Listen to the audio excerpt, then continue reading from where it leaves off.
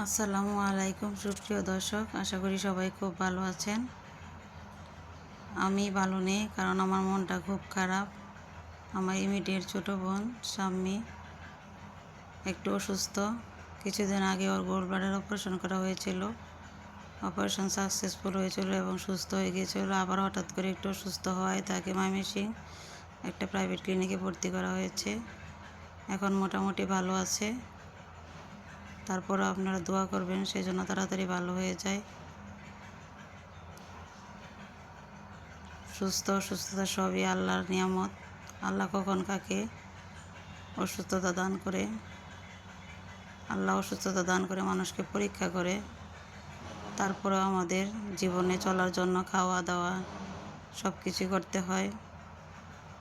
ভাই বোনের সম্পর্ক হলো আল্লাহর দেওয়া বড় নিয়ামত। মা বাবার পরে যদি কোনো আপনজন থেকে থাকে সেটা হলো ভাই বোনের সম্পর্ক। আমিও দোয়া করি পৃথিবীর সমস্ত ভাই বোন যেন ভালো থাকে, সুস্থ থাকে। আল্লাহ কখন কার দোয়া কবুল করে বলা যায় না।